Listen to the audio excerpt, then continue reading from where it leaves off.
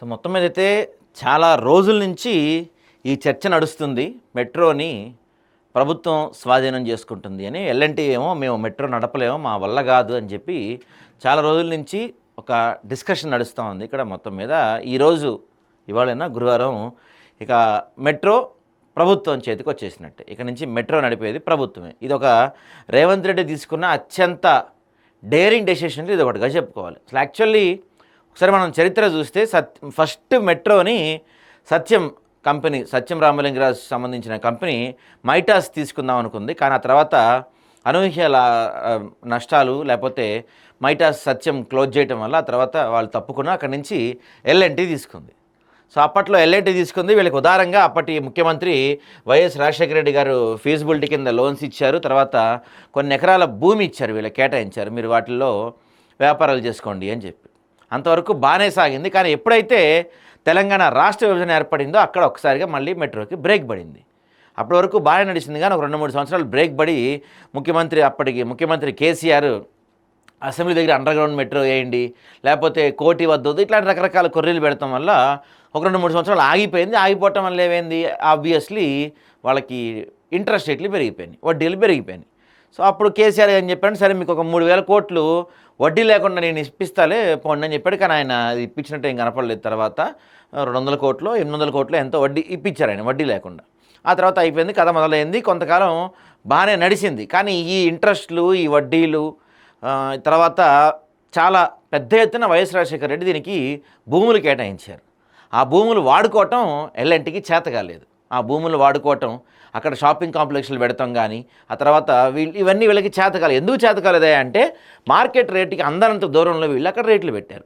ఉదాహరణకి metro stalls కావచ్చు, metro పిల్లర్ల మీద యాడ్ రేట్లు కావచ్చు, లేకపోతే లోపల వీళ్ళు పెట్టిన షాప్స్ కావచ్చు, అన్నిటికీ విపరీతమైన రేట్లు పెట్టేశారు. ఆ మొన్నటి వరకు కూడా లాస్ట్ ఇయర్ వరకు, అంతకుముందు లాస్ట్ ఇయర్ వరకు మెట్రో ఇది టాప్ 2లో ఉండేది. దేశంలోనే లాభదాయక మెట్రోలో మన హైదరాబాద్ టాప్ 2లో ఉండేది.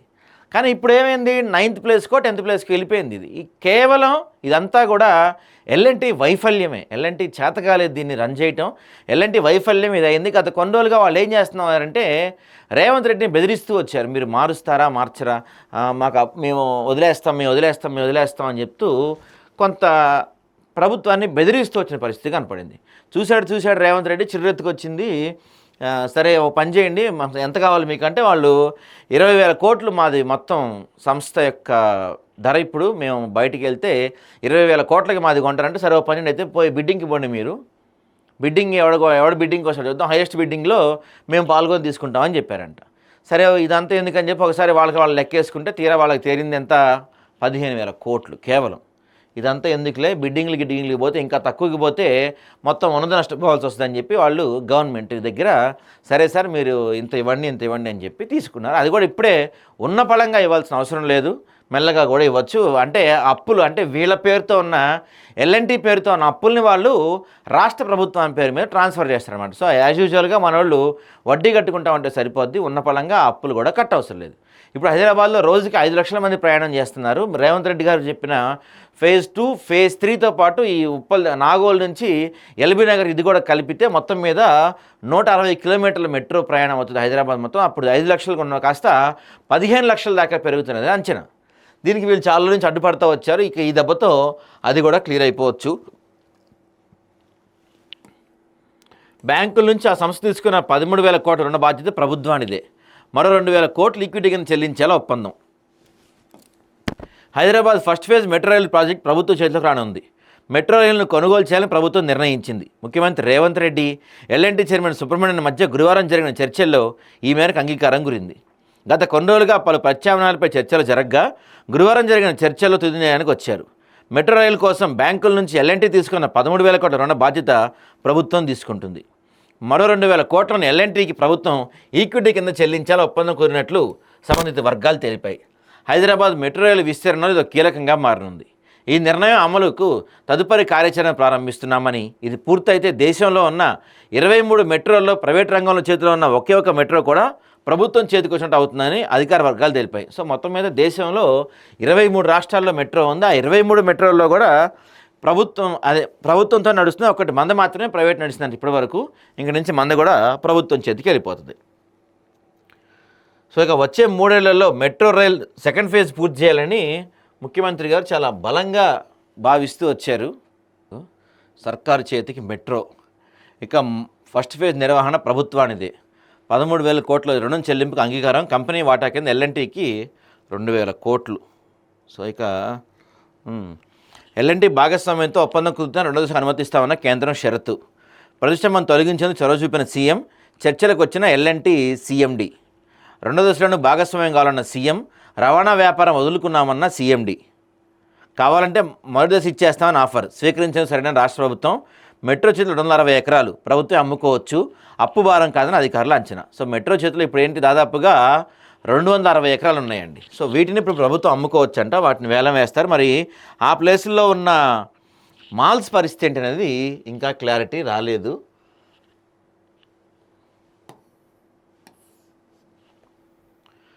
ప్రభుత్వం లక్ష్యంగా పెట్టుకొని కేంద్రానికి డిపిఆర్ పంపింది. అయితే మొదటి దశ ఎల్ఎన్టీ చేతిలో ఉన్నందున ఆ సంస్థతో అవగాహనకు రావాలని కేంద్రం సూచించడంతో పాటు పలు అభ్యంతరాలు వ్యక్తం చేసింది.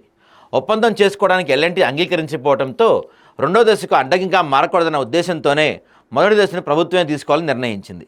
గత కొన్ని రోజులుగా ప్రభుత్వ ప్రధాన కార్యదర్శి రామకృష్ణారావు ఎల్ఎన్టీ ప్రతినిధులతో చర్చలు జరిపారు. అవి ఒక కొలుక్కొచ్చిన తర్వాత గురువారం ముఖ్యమంత్రి రేవంత్ రెడ్డి వద్ద ఉన్నత స్థాయి సమావేశం జరిగింది.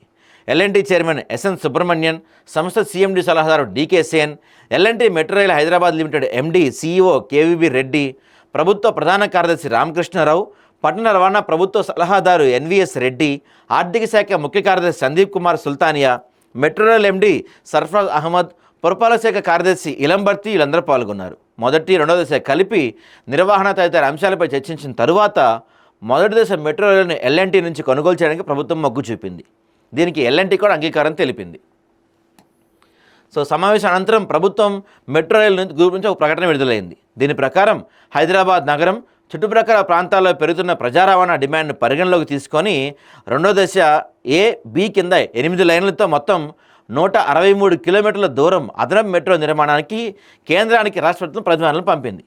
దీనిపై కేంద్ర ప్రభుత్వం పలు దఫాలుగా సమీక్షించింది.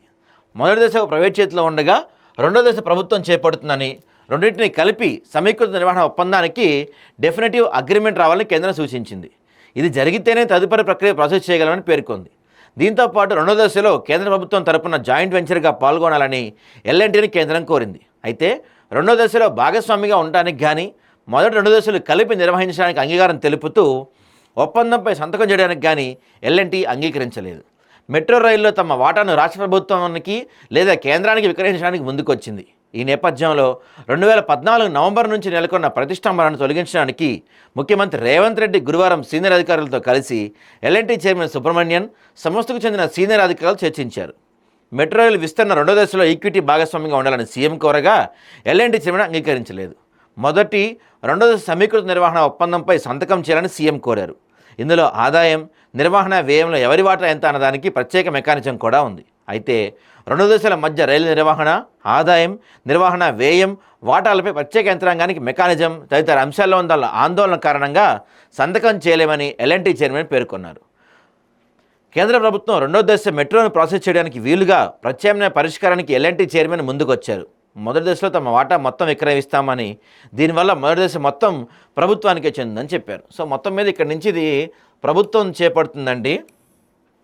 మరి రేట్లు ఏమన్నా తగ్గుతాయా, సర్వీసులు ఏమన్నా పెరుగుతాయి అనేది చూడాలి. దీనివల్ల ఇంకా నుంచి మరి నిర్వహణ ఎలా ఉంటుందో కూడా ఇక్కడ కీలక అంశం. అదేంటంటే మెయిన్ థింగ్ ఇప్పటివరకు ఎల్ఎన్టీ నిర్వహించింది అంటే ఒక ప్రైవేట్ నిర్వహిస్తానికి, ఒక ప్రభుత్వ రంగ సంస్థ నిర్వహిస్తానికి చాలా తేడా ఉంటుంది. మరి ఇప్పటివరకు దీన్ని ప్రైవేట్ సంస్థ నిర్వహిస్తూ వస్తుంది కాబట్టి అన్నిట్లో చాలా అద్భుతంగా అంటే మెయింటెనెన్స్ ఇవన్నీ బాగా కనపడుతూ వచ్చాయి. మరి ఇక్కడ నుంచి ఇది ఒక ప్రభుత్వ రంగ సంస్థ మెయింటైన్ చేయబోతుంది కాబట్టి డెవలప్మెంట్, మార్పులు ఇవన్నీ ఎలా ఉంటాయనేది కూడా చూడాలి. మరి అయితే రేట్లు అయితే కొంత తగ్గే అవకాశం ఉండొచ్చేమో.